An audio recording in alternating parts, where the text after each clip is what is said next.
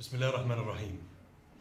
إخواني وأخواتي أعضاء الحزب، بداية أعرب عن فخري واعتزازي لاختياري رئيسا للحزب في تلك المرحلة الحرجة من تاريخ حزبنا، بل وتاريخ الوطن المفدى. ورغم أن مسؤولياتي تلك لفترة مؤقتة، إلا أنها تضع على عاتقي مسؤولية وأمانة أدعو الله العلي القدير أن أؤديها نحو الحزب وأعضائه الكرام بما يمليه علي الضمير، وبما يحقق للحزب انطلاقة قوية راسخة نحو المستقبل الذي نرنو له جميعا في مصر الجديدة. إخواني وأخواتي، أفخر اليوم أن أقود السفينة للوصول لبر الأمان بعقد الجمعية العمومية للحزب وإجراء انتخابات داخلية حرة ونزيهة طالما حلمنا بها في الحياة السياسية المصرية.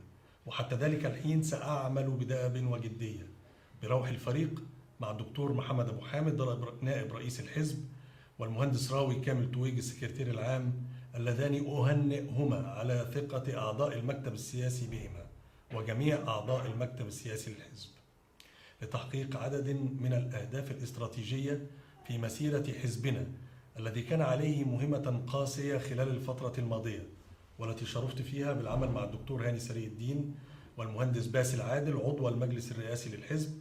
وأنتهز تلك الفرصة لأشكرهما باسمي واسمكم على ما بذلاه من جهد حقيقي ومضني للقيام بتلك المهمة القاسية، وهي خوض انتخابات صعبة بعد شهور قليلة من مولده. ومهما كانت النتائج فإن ما حققناه إلى اليوم هو إنجازا حقيقيا ومشرفا بكل المقاييس والمعايير. إننا اليوم بصدد المرحلة الثالثة من تلك الانتخابات، وعلينا جميعا بتضافر الجهود لتحقيق مزيد من النجاح. ومن بعدها أستشعر بدء دوري الحقيقي الذي أدعو الله أن يوفقني فيه، وهو بناء كوادر حزبية شبابية قوية تمثل الشارع وتعبر عنه وتتماس معه من خلال برامج ومشروعات تنفذ على أرض الواقع. إن قصر الفترة التحضيرية السابقة على الانتخابات التشريعية كانت سببا في عدد من السياسات والإجراءات التي لم نستطع بها الوصول إلى الناس في الشارع عبر الاحتكاك المباشر في كثير من الأحيان، وكانت الفضائيات ووسائل الإعلام هي البديل المتاح في حينه للقيام بذلك. ولكننا منذ اليوم الأخير في المرحلة الثالثة، بل من اليوم، سنعمل على التواصل المباشر مع جموع الشعب المصري من خلال القيام بأنشطة ملموسة وواقعية بين الناس.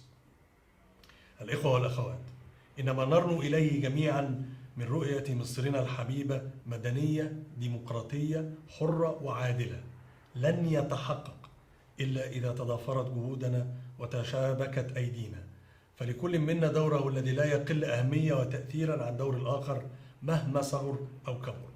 إننا اليوم وبعد ما حققناه من إنجاز حقيقي وملموس في الانتخابات التشريعية الحالية حتى الآن، وبما سنستكمله من نجاح في المرحلة الثالثة بإذن الله، أمام مسؤولية اجتماعية كبيرة. واليوم أعاهدكم أمام الله أن أوثر العام على الخاص، وأن أعمل مخلصا وصادقا على تحقيق النجاح للحزب كمجتمعنا الأصغر، ومن ثم تحقيق الحلم الأكبر في وطن يحمل غده إطلالة حقيقية على الديمقراطية والعدالة. ختاما، أدعو الله مخلصا صادقا أن يوفقني وإياكم إلى ما فيه الخير والصلاح لمصرنا الحبيبة.